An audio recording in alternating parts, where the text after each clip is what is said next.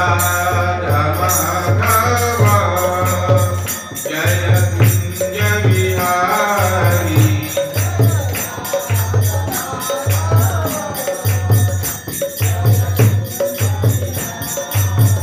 जय राधा माधव जय कुंज बिहारी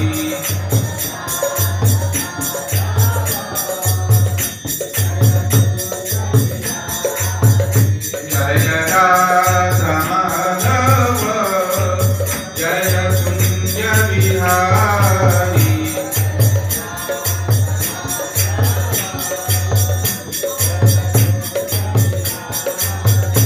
हरे कृष्ण कृष्ण कृष्ण हरे हरे हरे राम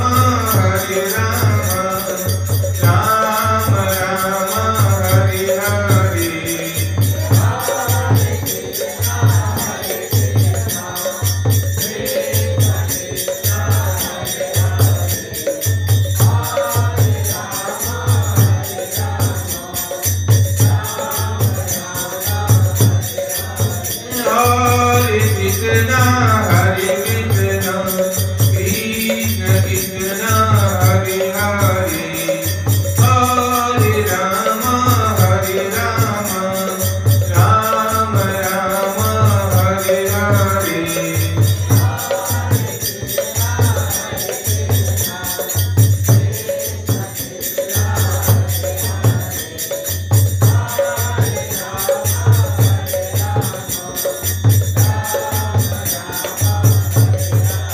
हरे कृष्ण कृष्ण कृष्ण हरे हरे हरे राम राम राम हरे हरे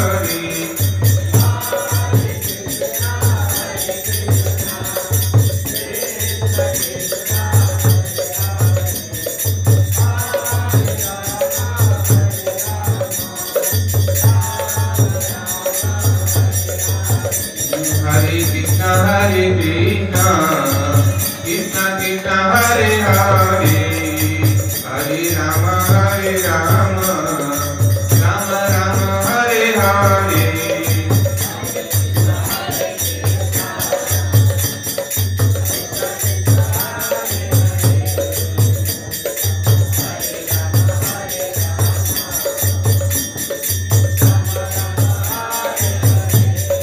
हरे कृष्ण कृष्ण कृष्ण हरे हरे हरे राम राम राम हरे हरे हरे कृष्ण कृष्ण कृष्ण हरे हरे हरे राम राम राम हरे हरे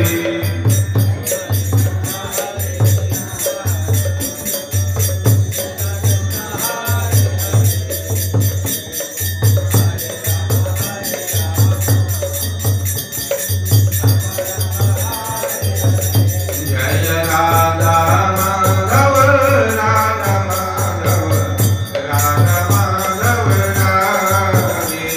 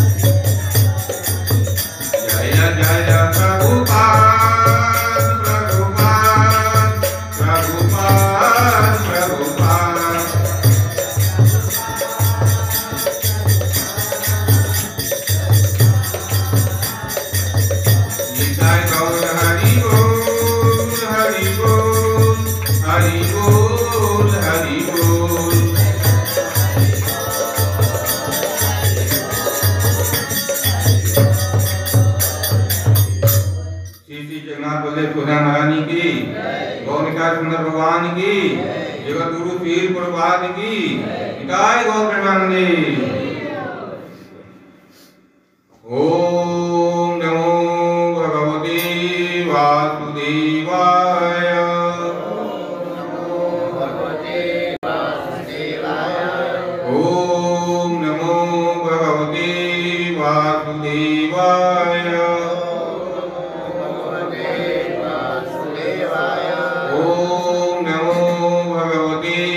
वासुदेवाय।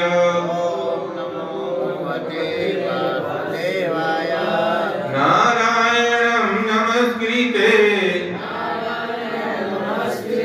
नरं चैव नरोत्तमं देवीं सरस्वतीं व्यासं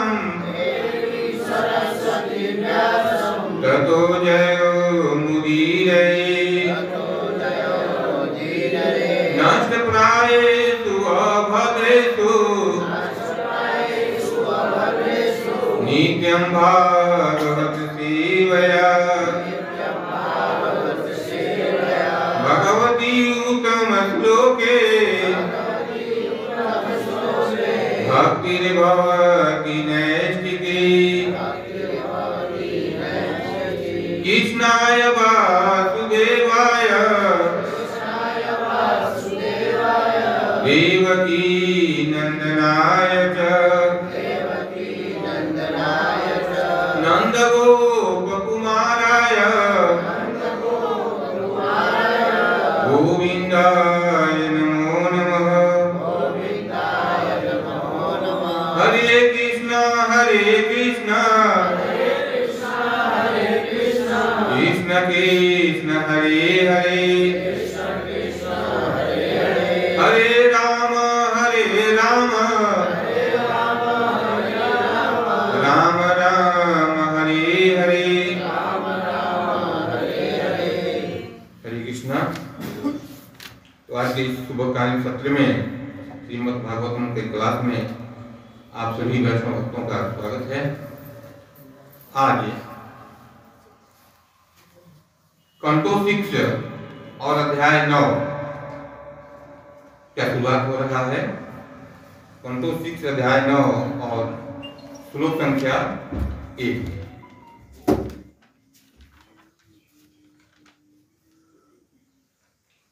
का अध्ययन करेंगे हम लोग।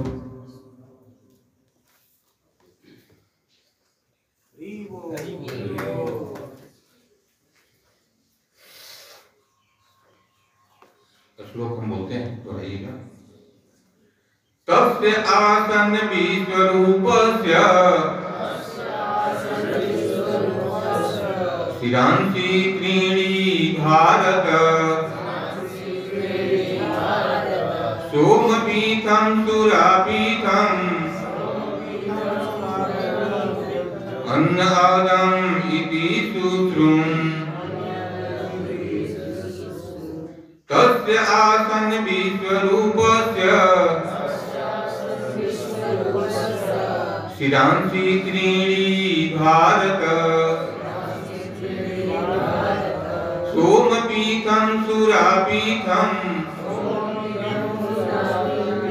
अन्नादम् इति सूत्रम्। तस्य आसन विश्वरूपस्य शिरांसि त्रीणि भारत सोमपीठं सुरापीठम् अन्नादम् इति सूत्रम्। बोलिए। श्री शुकवाच तस्यासन् विश्वरूपस्य शिरांसि त्रीणि भारत सोमपीठं सुरापीठम् अन्नादम् इति शुश्रूषुम्।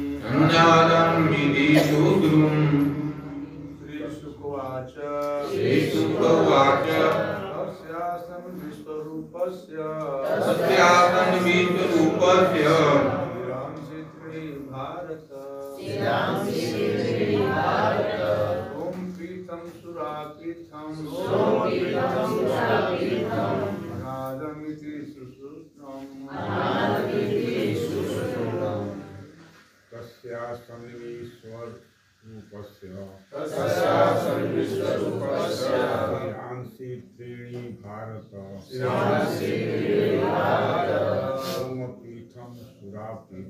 सोमपीठं सुरापीठम् अनादमिति सुश्रुतम्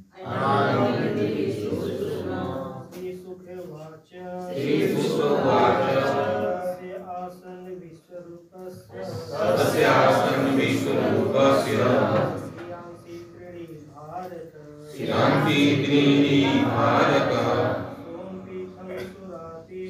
सोमपीठं सुरापीठम् अन्यादम् इति सुश्रुतम् श्रीशुकवाच तस्यासन् विश्वरूपस्य शिरांसि त्रीणि भारत सोमपीठं सुरापीठम् अन्यादम् इति सुश्रुतम्। माता जी लोग श्री शुक उवाच तस्यासन् विश्वरूपस्य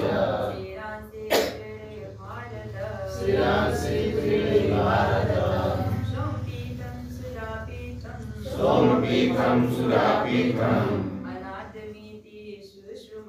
अनादमिति सुश्रुतम्। श्री शुक उवाच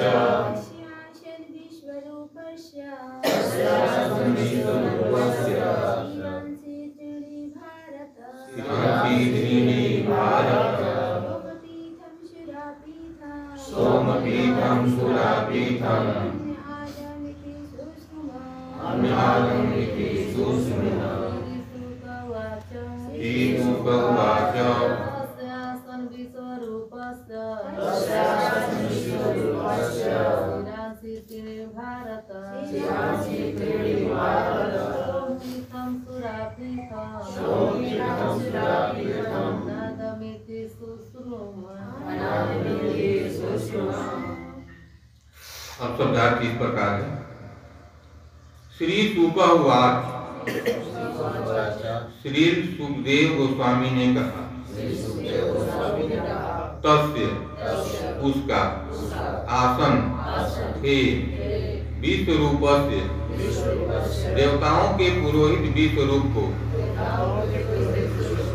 शिरांसि शीर त्रीणि तीन भारत हे महाराज परीक्षित सोमपीठम सोमपान के लिए सुरापीठम मदिरा पान के लिए अन्न अदम खाने के लिए इति इस प्रकार सुश्रुम परंपरा प्रणाली से मैंने सुन रखा है।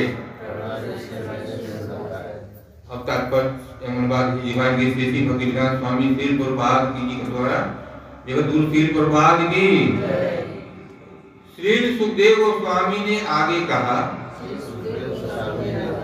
देवताओं के पुरोहित विश्वरूप के तीन सिर थे। इनमें से एक से वह सोम रस का पान करता था तो दूसरे से मदिरा पान और तीसरे से भोजन ग्रहण करता था। हे राजा परीक्षित ऐसा मैंने विद्वानों से सुना है। अब तात्पर्य इस प्रकार है कोई मनुष्य स्वर्ग के राज्य इसके राजा तथा अन्य निवासियों को प्रत्यक्ष नहीं देख सकता है और न उनके अन्य कार्यकलापों को ही देख सकता है क्योंकि वह स्वर्ग लोक नहीं जा सकता। यद्यपि आधुनिक विज्ञानियों ने अनेक अंतरिक्ष यानियों का आविष्कार कर लिया है किंतु वे अभी चंद्रमा तक भी नहीं पहुंच पाए। अन्य लोगों की बात तो कोसों दूर है कोई मनुष्य प्रत्यक्ष अनुभव से मानव अनुभूति की सीमा से अधिक नहीं सीख सकता। उसे विद्वानों से सुनना चाहिए। इसलिए महात्मा श्री सुखदेव गोस्वामी कहते हैं, हे राजन, मैं तुमको वही सुना रहा हूँ जो कुछ मैंने प्रमाणिक सूत्रों से सुना है। यह वैदिक पद्धति है। वैदिक ज्ञान को श्रुति कहा जाता है क्योंकि यह प्रमाणिक सूत्रों से सुनकर ग्रहण किया जाता है। यह हमारे झूठे प्रयोगात्मक ज्ञान के दायरे से परे है। जगद्गुरु श्री प्रभुपाद की ओम अज्ञानतिमिरान्धस्य ज्ञानाञ्जन शलाकया चक्षुरुन्मीलितं येन तस्मै श्री गुरवे नमः। नमो ओम विष्णुपादाय कृष्णपृष्ठाय भूतले श्रीमते भक्ति वेदांत स्वामीति नामिने। नमस्ते सरस्वती देवी गौरवाणी प्रचारिणे निर्विशेष सुंदरवादी पाश्चात्य देशतारिणे। जय श्री कृष्ण चैतन्य प्रभु नित्यानंद श्री अद्वैत गदाधर श्रीवासादि गौर भक्तवृंद। वाञ्छाकल्पतरुभ्यश्च कृपा सिन्धुएव च पतितानां पावनेभ्यो वैष्णवेभ्यो नमो नमः। हरे कृष्ण कृष्ण कृष्ण हरे हरे, हरे राम राम राम हरे हरे। हरे कृष्ण। तो आज की सुबहकालीन सत्र में भगवान जगन्नाथ बलदेव सुभद्रा महारानी गौरीता सुंदर भगवान के चरण कमलों में आशीर्वाद लेते हुए आप सभी वैष्णववृंदों से आग्रह करता हूँ कि आप मुझे बल प्रदान करें, आशीर्वाद दें, ताकि मैं आचार्यों तथा बड़े भक्तों की वाणी को यथारूप में कुछ बोलने का प्रयास कर सकूं। फिर भी मुझसे अगर कुछ गलतियां होती हैं, त्रुटियां होती हैं, तो उसको क्षमा करने का प्रयास कीजिएगा। हरे कृष्ण। तो आज स्कंद 6 चैप्टर 9 का शुरुआत हो रहा है। तो इसमें इस चैप्टर का नाम है वृत्रासुर राक्षस का प्राकट्य। तो सबसे पहले हम लोग इस पहले श्लोक में तो विश्वरूप के मुखमंडल का वर्णन किया गया है। पहले श्लोक में 2 चीजें बताई गई हैं। विश्वरूप के 3 मुख हैं और दूसरा चीज है कि सुखदेव गोस्वामी कह रहे हैं कि ये 3 मुख मैंने विद्वानों से सुना है। ये जो है प्रमाणिक सूत्रों द्वारा, गुरु शिष्य परंपरा के द्वारा मैंने सुना है, मैंने देखा नहीं है। तो 2 बातें हैं प्रथम श्लोक में, 2 बातों पर विचार किया जाएगा। लेकिन सबसे पहले इस अध्याय का नाम जो है वृत्रासुर राक्षस का प्राकट्य, इस पर थोड़ा सा हम लोग प्रकाश डालेंगे कि इस अध्याय का नाम क्यों रखा गया है, इसका उद्देश्य क्या रहा है। यहाँ वृत्रासुर राक्षस कहा गया है, माने वृत्रासुर एक राक्षस था। माने इसको इंडिकेट किया गया है कि वृत्रासुर राक्षस ही था। और दूसरा चीज है कि उसका प्राकट्य किया गया। प्राकट्य का मतलब ये होता है कि किसी खास उद्देश्य के लिए उसको लाया गया, किसी प्रयोजन के लिए लाया गया। तो सबसे पहले हम लोग ये जानने का प्रयास करेंगे इस पिछले चैप्टर के माध्यम से कि वृत्रासुर राक्षस का प्राकट्य की जरूरत क्या पड़ी, क्यों हुआ और कैसे हुआ। इसके बाद जानेंगे कि आखिर उसको वृत्रासुर को राक्षस क्यों कहा गया। तो पिछले अध्यायों में हम लोग अध्ययन करते आ रहे हैं कि जब राजा इंद्र, देवताओं के राजा इंद्र अपने गुरु बृहस्पति का अपमान कर दिए थे और अपमान के कारण उनके बल में क्षय होने लगा और धीरे धीरे ऐसी स्थिति में पहुंच गए कि असुर लोग देवताओं को हराकर और देवलोक को हड़प लिए। देवलोक को पूरा जो है असुरों का शासन हो गया। तब इंद्र इत्यादि देवतागण ब्रह्मा जी के पास गए और ब्रह्मा जी के से आग्रह किए, तब ब्रह्मा जी उन लोगों को आदेश दिए कि त्वष्टा के पुत्र विश्वरूप जो है एक महान ब्राह्मण है, वैष्णव है, उनको गुरु बना लो। इसके बाद इंद्र इत्यादि देवतागण विश्वरूप से आग्रह करके गुरु पुरोहित बनने की बात कही। तब विश्वरूप ने पुरोहित बनना स्वीकार कर लिया और जब पुरोहित बन गए, गुरु स्वीकार कर लिए विश्वरूप, तब इंद्र इत्यादि देवताओं को दिव्य मंत्र का नारायण कवच प्रदान किया, जिससे उनकी रक्षा हो सके।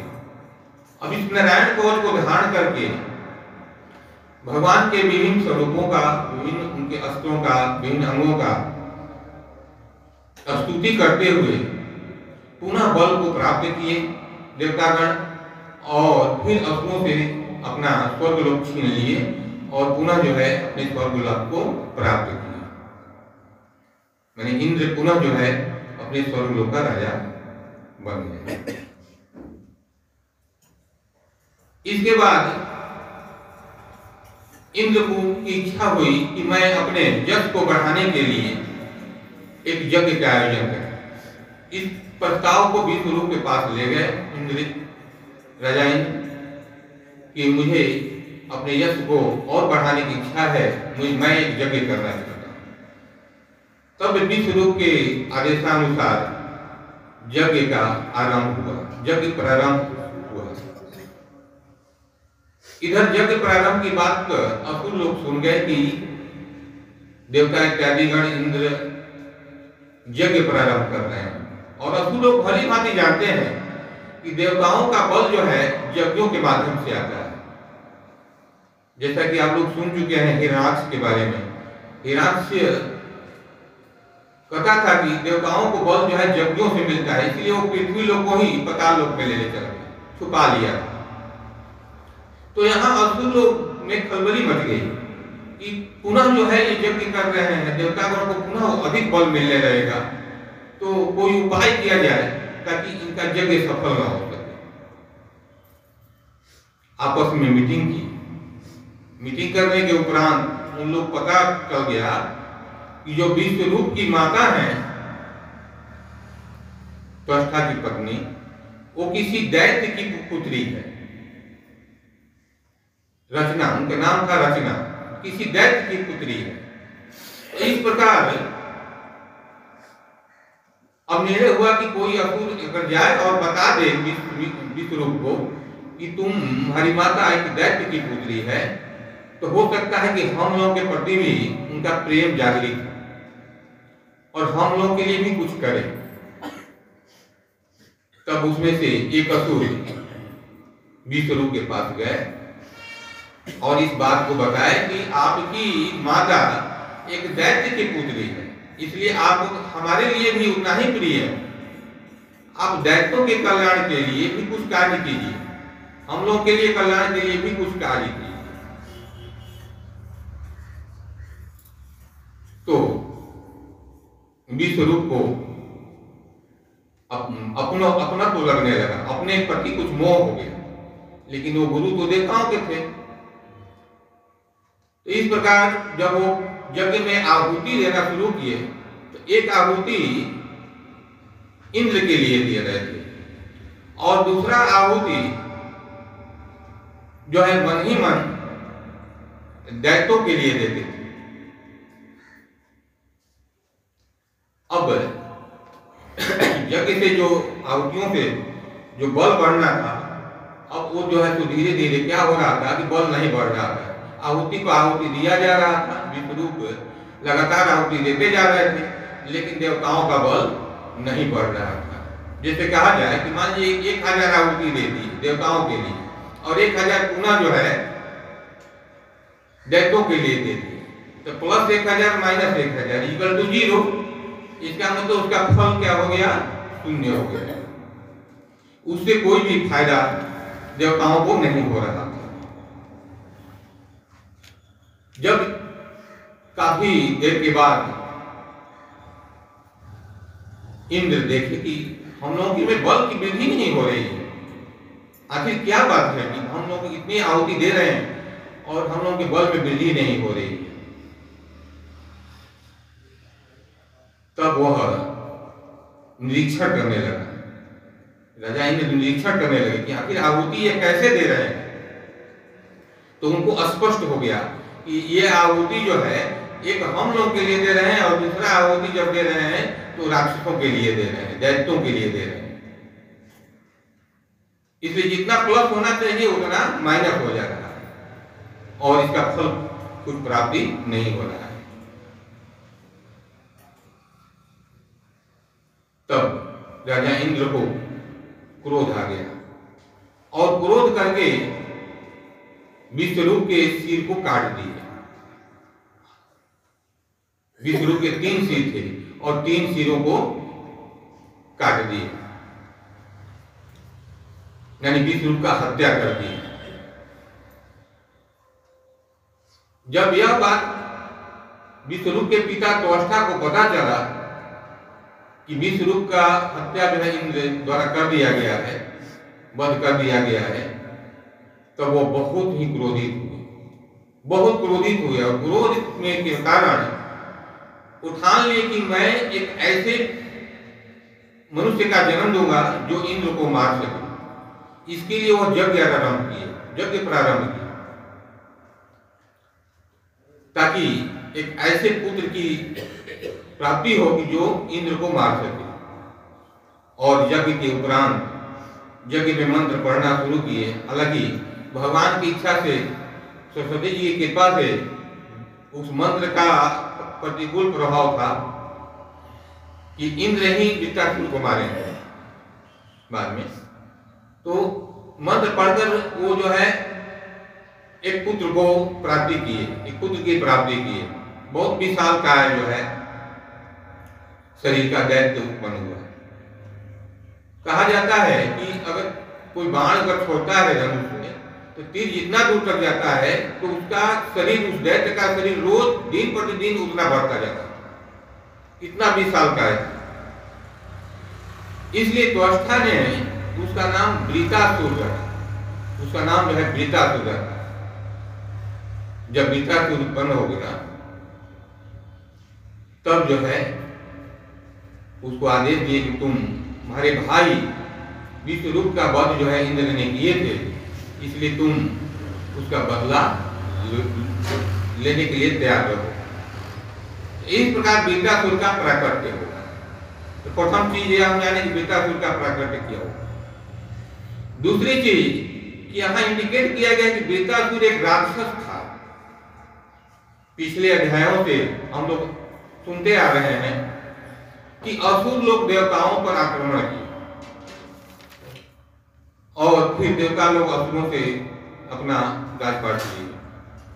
यानी पिछले असुर की बात कही गई है, असुर असुर बार बार कहा गया है और यहाँ पर वृत्रासुर को राक्षस किया गया है।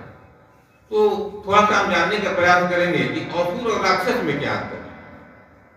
हालांकि दोनों जो है लगभग सेम ही है, क्योंकि दोनों का कार्य लगभग एक ही है कि जीवों को सताना। असुर भी जीवों को सताता है ये लोग और राक्षस भी सताता है, लेकिन थोड़ा सा अंतर है।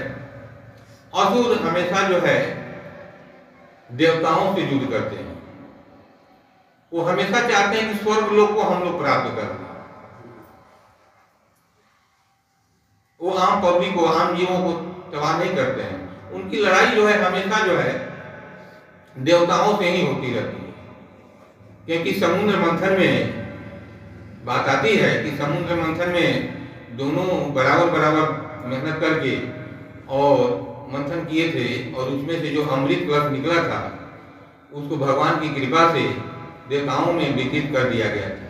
तब से असुर लोग जो है हमेशा जो है देवताओं पर गुस्सा किए रहते हैं, चाहते हैं कि देवताओं को हराकर हम देवलोक को प्राप्त करें।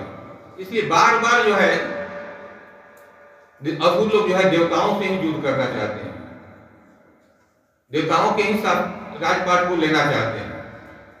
ये असुर होते हैं। लेकिन राक्षस कौन होते हैं?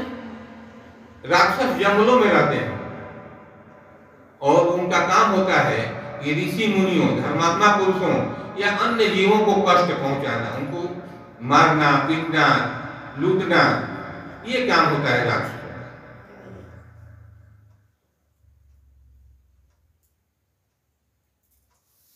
तो राक्षस ये काम करते हैं। हालांकि राक्षसों में एक प्रवृत्ति होता है, राक्षस कुछ राक्षस हेल्पिंग नेचर के भी होते हैं, कुछ मनुष्यों को हेल्प भी करते हैं। राक्षसों में ऐसा भी प्रवृत्ति कुछ देखा जाता है। जैसे कल के कथा में आया था हिडिंबा भीम को मारने आए थे, लेकिन बाद में पुनः जो है उसके साथ भीम के साथ शादी हुआ उनका, जिससे एक पुत्र की प्राप्ति हुई और वह पुत्र जो है पांडवों को हेल्प किए थे। तो इस प्रकार कुछ राक्षस जो है हेल्प भी करते हैं। तो ये रहा असुरों और राक्षसों में अंतर। इसलिए वृत्तासुर राक्षस था, उसका काम क्या था? इंद्र से युद्ध करना, इंद्र को तबाह करना, लड़ना, इंद्र का अपने भाई का बदला लेने के लिए इंद्र से लड़ना। इसलिए यहाँ पर वृत्तासुर को राक्षस के रूप में इंडिकेट किया गया कि वह राक्षस था ही, क्योंकि वो बदला लेने के लिए ही आया, देवताओं को तबाह करने के लिए आया। तो ये रहा सारांश लगभग इस चैप्टर का। अब हम अपने श्लोक संख्या 1 पर आते हैं। इस श्लोक में क्या कह रहे हैं? श्लोक को पुनः हम बोलते हैं। श्री शुक उवाच तस्य आसन विश्वरूपस्य शिरांसि त्रीणि भारत सोमपीठं सुरापीठं अन्न आदिम् इति शुश्रुम्। इसमें बताया गया है श्री सुखदेव गोस्वामी राजा परीक्षित को बोल रहे हैं कि हे राजा परीक्षित, विश्वरूप के 3 मुख थे और ऐसा मैंने परंपरा में विद्वानों से सुना है, मैंने देखा नहीं है। तो स्पष्ट करें कि मैंने देखा नहीं है, मैंने सुना है। यहां पर उपाधि लिख रहे हैं, कोई मनुष्य स्वर्ग के राज्य, इसके राजा तथा अन्य निवासियों को प्रत्यक्ष नहीं देख सकता और न उनके अन्य कार्यकलापों को ही देख सकता है, क्योंकि वह स्वर्ग लोक नहीं जा सकता है। तो मनुष्य की देखने की एक अपनी क्षमता होती है, उससे बेयॉन्ड वो नहीं देख सकता है, उसके आगे वो नहीं देख सकता है। इसलिए यहां पर बद्ध जीवों के लिए बताया गया है कि सुखदेव गोस्वामी कह रहे हैं राजा परीक्षित जी के माध्यम से कि मनुष्य को देखने की एक सीमा होती है, उसके बेयॉन्ड, उसके आगे नहीं देख सकता है। जैसे कोई मनुष्य सोचे कि हम स्वर्ग लोक में राजा इंद्र हैं और अन्य देवी देवताएं हैं, वहां बड़ी सुख है, तो उसको जाकर चलकर देखते हैं, ऐसा संभव नहीं है। तब ऐसा संभव कैसे हो सकता है? तो विश्वरूप कह रहे हैं, सुखदेव गोस्वामी कह रहे हैं कि ऐसा मैंने विद्वानों से सुना है। मतलब कि हम लोग ऐसा तभी जान सकते हैं जब हम लोग गुरु शिष्य परंपरा में आए और शास्त्रों की बातों को सुनेंगे। शास्त्रों के बातों को भी एंड केंद्र विद्वानों से नहीं सुनना चाहिए, एक प्रणाली के तहत सुनना चाहिए, गुरु शिष्य परंपरा के तहत सुनना चाहिए, एक बोनाफाइड गुरु के माध्यम से सुनना चाहिए। तब हम जान पाएंगे कि स्वर्गलोक में क्या होता है।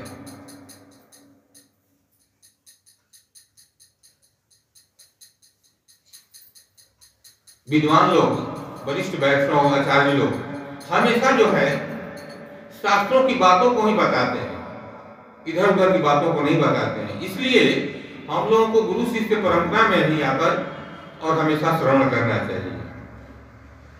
इसको पुष्टि करते हैं शास्त्र के द्वारा, जैसे श्रीमद् भागवत गीता में अध्याय 16 और 24वें श्लोक में बताया गया है। श्लोक इस प्रकार है, तस्मात् शास्त्रम परमाणं ते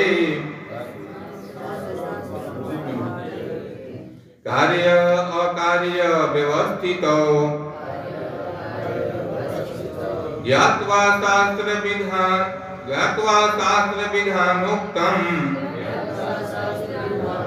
कर्म कर्तुम् इह अर्हसि।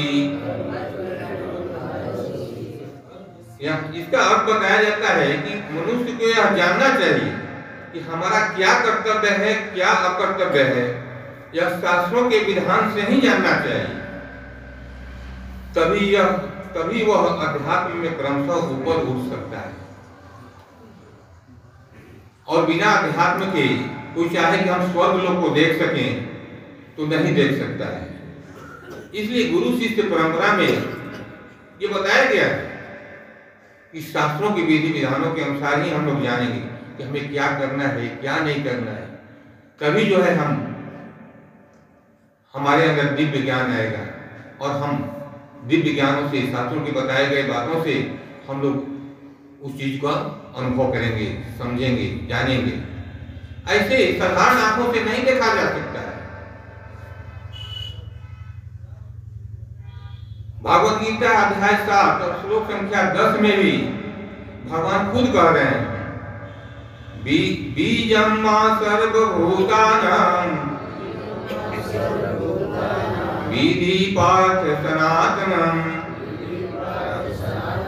बुद्धिर्बुद्धिं तां अस्मिन्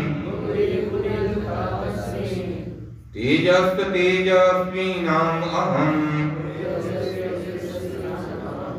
भगवान श्री कृष्ण कह रहे हैं इस श्लोक के माध्यम से कि हे पिता पुत्र, जान लो कि मैं ही समस्त जीवों का आदि बीज हूँ, विद्वानों का बुद्धि हूँ तथा तेजस्वी पुरुषों का तेज हूँ। भगवान श्री कृष्ण जो है अर्जुन को बता रहे हैं। और ऐसा जो है हम लोग कैसे जानते हैं, तो गुरु शिष्य परंपरा में हम लोग ऐसा शास्त्रों की बातों को सुनते आ रहे हैं।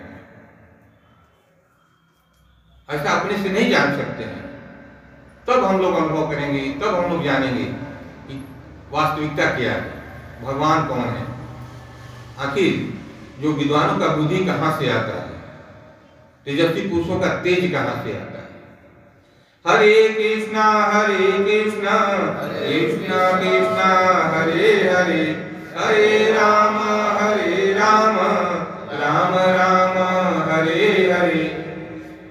जैसे कहा जाए कि भगवान श्री कृष्ण अपने कानी अंगुली पर, बाएं हाथ की कानी अंगुली पर, कानी अंगुली के नोक पर गिरिराज गोवर्धन पर्वत को 7 दिन 7 रात तक उठाए रहे। तो शास्त्रों में जिसकी रुचि नहीं होता है, जो भौतिकवादी होता है, वो कहेगा कि ऐसा संभव नहीं है। ऐसा कैसे संभव है कि 22-25 किलोमीटर में फैला गिरिराज पर्वत को और कानी अंगुली के नोक पर 7 दिनों तक धारण कोई कर ले। भौतिकवादी लोग नहीं समझ पाते हैं।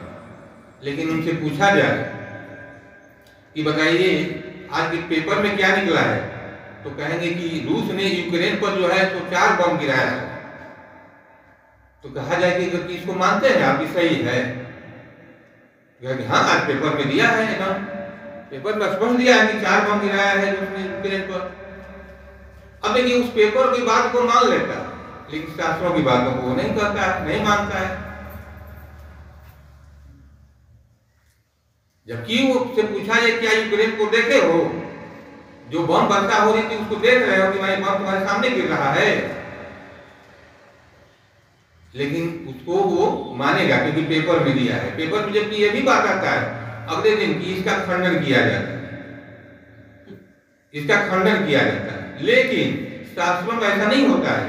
शास्त्रों में जो लिख दिया गया है वो अकाट्य होता है, उसका खंडन नहीं होता है। तो शास्त्रों की विधि को, शास्त्रों की बातों को नहीं मानता है। तो क्यों नहीं मानता है? क्या कारण है कि वह शास्त्रों की बातों को नहीं मानता है? तो भक्ति रसामृत सिंधु में श्री रूप गोस्वामी कहते हैं, इस भौतिक जगत में बद्ध जीवों की दशा वैसी ही है जैसे सांप के द्वारा काटे गए अचेत पड़े व्यक्ति का। अगर किसी मनुष्य को सांप काट ले तो वह तुरंत नहीं मरता है, वह अचेत हो जाता है पहले, फिर मूर्छा की अवस्था में आ जाता है, उसके अंदर सांस रहती है। ठीक वैसा ही जो है बद्ध जीवों की हाल है।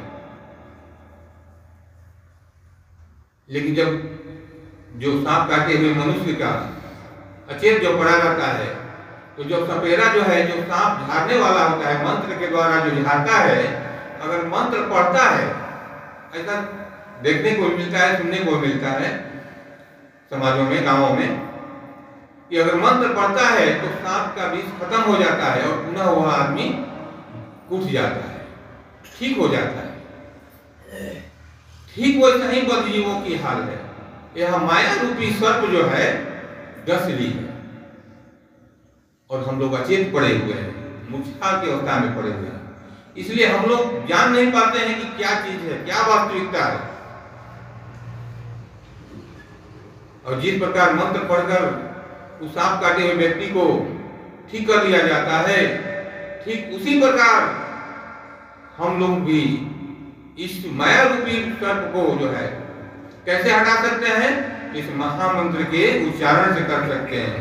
हरे कृष्णा कृष्णा कृष्णा हरे हरे, हरे राम राम राम हरे हरे।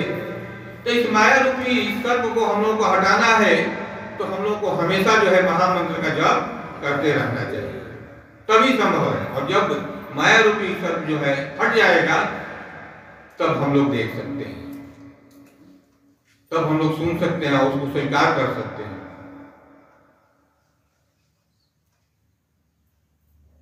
प्रत्यक्ष देखना, अगर प्रत्यक्ष देखने की बात कहा जाए कि वह सही है, तो कोई जरूरी नहीं है कि सही है।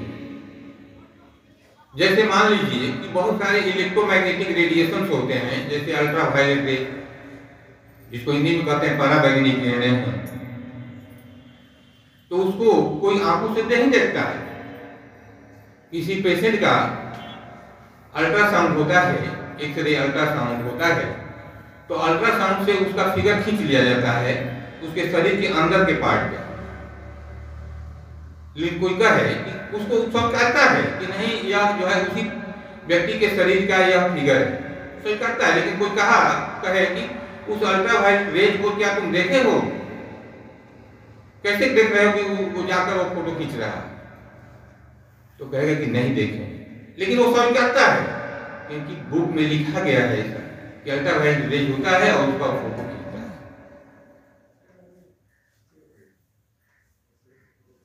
उसको स्वीकारेगा। लेकिन ये जो है वैदिक ज्ञान जो है, उसी तरह से वैदिक ज्ञान है, प्रमाणिक शास्त्रों द्वारा, प्रमाणिक गुरुओं के माध्यम से हम लोग जब सुनेंगे तब हम लोग समझ जाएंगे कि ऐसा होता है, स्वर्गलोक में ऐसा होता है। अभी कोरोना काल बीतने बहुत साल नहीं हुए, कोरोना काल में कोरोना का वायरस जो था उसको कोई देखता नहीं था, लेकिन सब लोग अस्त व्यस्त थे, सब लोग महसूस करते थे कोरोना का वायरस है और टीका लेते थे लोग उसके बचाव के लिए। इसी तरह से हम लोग महामंत्र का आश्रय लेना पड़ेगा, तभी जो है हम लोग की आंख से, चक्षु से मैल जो है हटेगा, और तब हम लोग जान पाएंगे कि नहीं, जो शास्त्रों में बताया गया है वो सही है। और बहुत साधारण सी बात है, अगर कोई कहे कि अपने परदादा के पिताजी को देखे हो, तो कोई कहे कि नहीं देखे हैं, लेकिन स्वीकारते हो? कहाँ स्वीकारते हैं कि उनके भी पिता होंगे, उसको स्वीकारेगा कि दादा के भी, परदादा के भी पिता होंगे। कैसे? सुनकर ही वो जानेगा ना, अपने कुल खानदान में सुना होगा कि नहीं उनके पिता फलाना है, तभी जानेगा। इसलिए सुनने का बहुत ही महत्व है, शास्त्रों के सुनने का बहुत ही महत्व है। और यहीं पर जो है सुखदेव गोस्वामी कह रहे हैं राजा परीक्षित से कि मैंने ऐसा विद्वानों से सुना है, मैंने देखा नहीं है। इसलिए प्रत्यक्ष देखने से कोई मतलब नहीं है, वो सही कोई जरूरत नहीं कि सही हो सकता है, लेकिन शास्त्र में जो बताया गया है, गुरु शिष्य परंपरा के द्वारा जो शास्त्रों के द्वारा बताया जाता है वह सही होता है, सही है, उसको स्वीकारना पड़ेगा। बस अपने को वैसा बनाना पड़ेगा, भक्ति सेवा करना पड़ेगा, वैष्णव की सेवा करना पड़ेगा, और सेवा के माध्यम से ही हम लोग इस चीज को सुन सकते हैं, समझ सकते हैं। चैतन्य चरितामृत में इसकी वर्णन किया गया है आदि लीला में, अध्याय 2:25 में। भक्ति योगे भक्त पाय, यहाँ बोलने नहीं आ रहा है थोड़ा। भक्ति योगे भक्त पाय यहाँ दर्शन,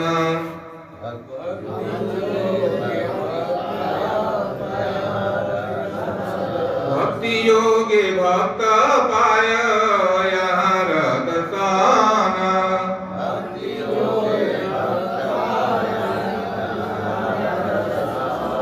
हृदय न सविग्रह देखी देवगण।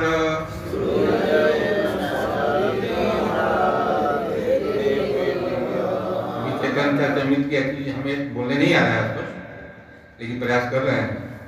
इसमें बताया गया कि भक्तगण अपनी सेवा के माध्यम से भगवान को उसी तरह देखते हैं जिस प्रकार स्वर्ग के निवासी सूर्य देव को देखते हैं।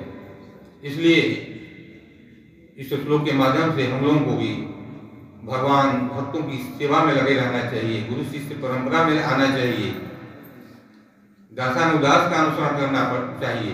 तब हम लोगों को यह सुनेंगे और हम लोगों को स्पष्ट होगा कि मैंने हमें ये वास्तव में क्या है।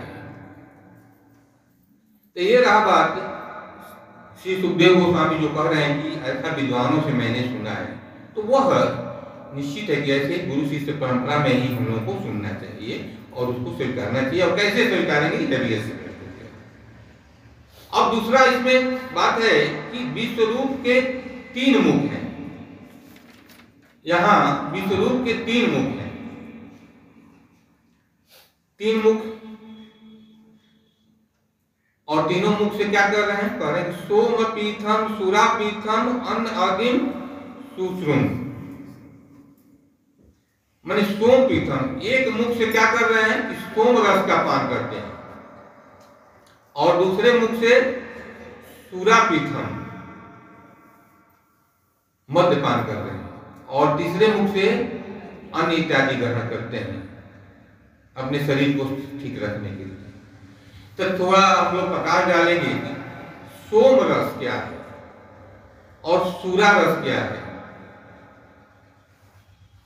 क्या दोनों एक ही हैं कि दोनों अलग अलग हैं? कुछ लोग समाज में कहते हैं कि देवता लोग सूरा रस पीते हैं, वह मद्यपान की तरह होता है, लेकिन ऐसा बिल्कुल भी नहीं, बिल्कुल नहीं है। सोम रस अलग होता है, वो देवताओं के पीने के लिए होता है। देवता मद्यपान नहीं करते हैं, कभी नहीं करते हैं। तो सोम रस है क्या? तो सोम रस एक बहुत ही बेवरेज है जो शक्ति वर्धक होता है, सौंदर्य वर्धक होता है और आयु वर्धक होता है। तीनों गुण हैं। और यह कहां से मिलता है? तो यह सोमबली पौधे के लताओं से प्राप्त होता है।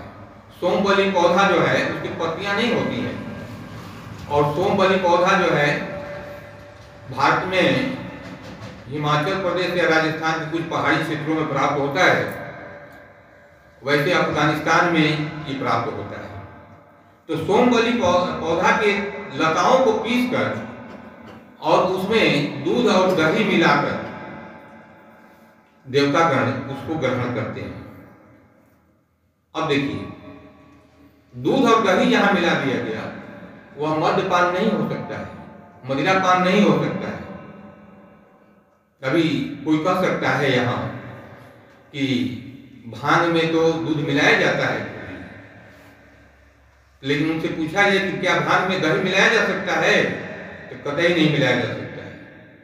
लेकिन सोमरस में दूध और दही मिलाकर पिया जाता है, देवता का दूध और दही मिलाकर पीते हैं, इसलिए वह सोमरस बहुत ही शक्तिवर्धक होता है और वह अमृत तुल्य होता है। वह कोई मादक पदार्थ नहीं होता है, उसे नशा नहीं होता है। और इस सोमरस का वर्णन जो है ऋग्वेद में किया गया है कि देवतागण जब यज्ञ करते थे तो अपने बलवर्धक के लिए, शक्तिवर्धक के लिए उस अमृत तुल्य रस का पान करते थे। यह है सोमरस। तो यह देवताओं के द्वारा पेय पदार्थ है, देवता पीते हैं। तो एक मुख से यह देवताओं के जो रस है, जो देवता लोग पीते हैं, वो जो है विष्णु पीते थे, सोमरस। और दूसरा है सुरापीठम। सुरा का मतलब होता है मद्यपान। मद्यपान, मद्य का मतलब होता है अहंकार। पान माने पीना, माने उसको पीने से अहंकार आता, मद्यपान, इसलिए उसका नाम है मद्यपान। उसको पीकर व्यक्ति अहंकारी हो जाता है, जिसको बल नहीं होता है और पी लेता है वाइन। मद्यपान माने वाइन जो पीता है उसको कहते हैं वाइन को। वाइन पी लेता है तो आने आते जो है जान नहीं है शरीर में, फिर भी जो है सबसे लड़ने की इच्छा रखता है, क्योंकि उसके अंदर अहंकार आ जाता है। मद माने होता है अहंकार, वो अहंकार पी लिया। तो इस प्रकार जो है, और वह बनाया जाता है, अन्नों को सड़ाकर बनाया जाता है, फलों को सड़ाकर बनाया जाता है। अब बताइए, जो सड़ाकर बनाया जाता है वह दैवी गुण वाले व्यक्ति, देवतागण कतई नहीं पीते हैं। तब वो कौन पीते हैं? जो अहंकारी पुरुष होगा, राक्षस होगा, वही पिए। तो दूसरे मुख से वह विश्वरूप जो है मद्यपान करते हैं।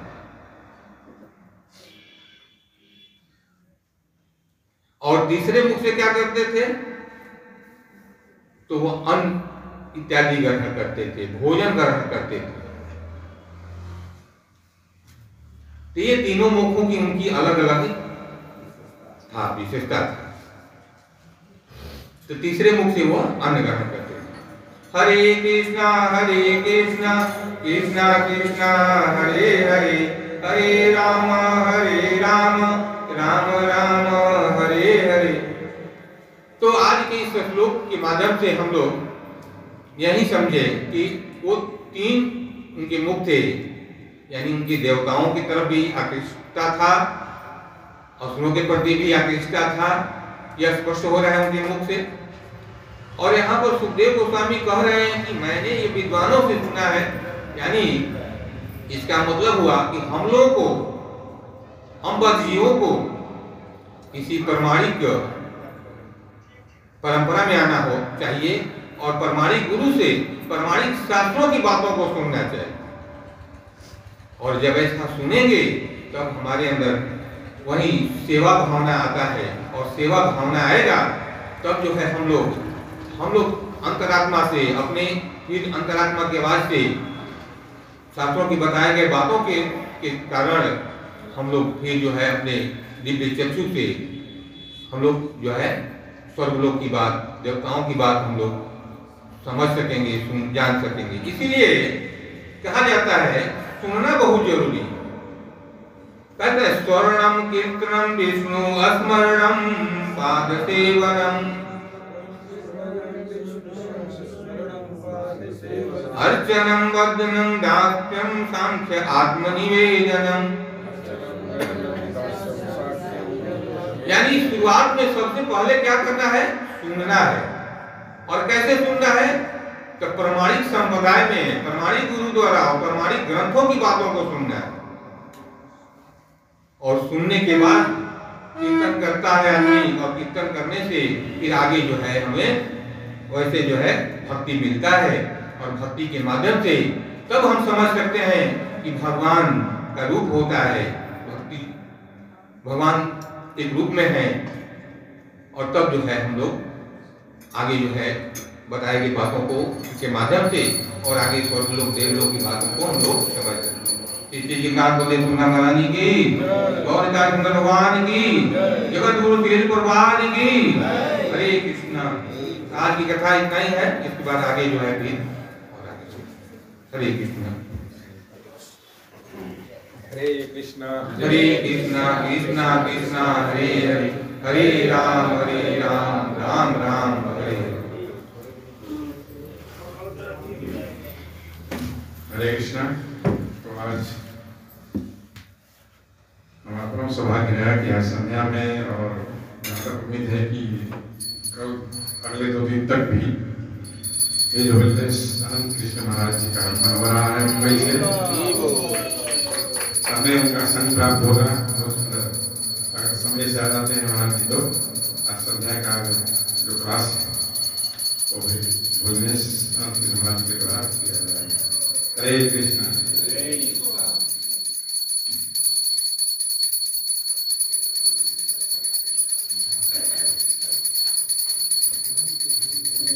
हरे कृष्णा।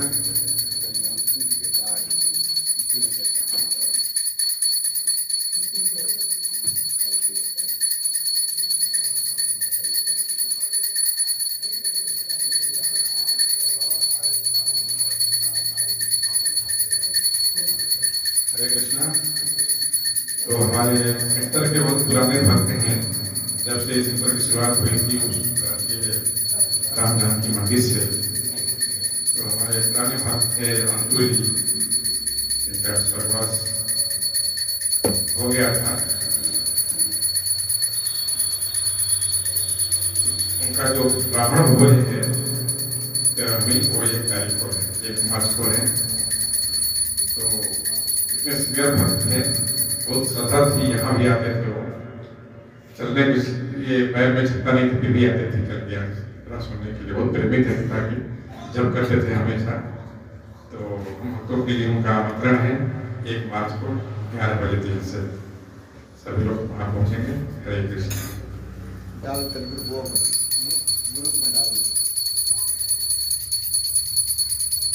आज महान आचार्य बड़ी परंपरा के ठाकुर जी का आविर्भाव दिवस है, और कई भक्तों की आदेश है कि 12 बजे तक हम सेवन नहीं करेंगे, उपवास रखेंगे, फल आदि कर सकते हैं।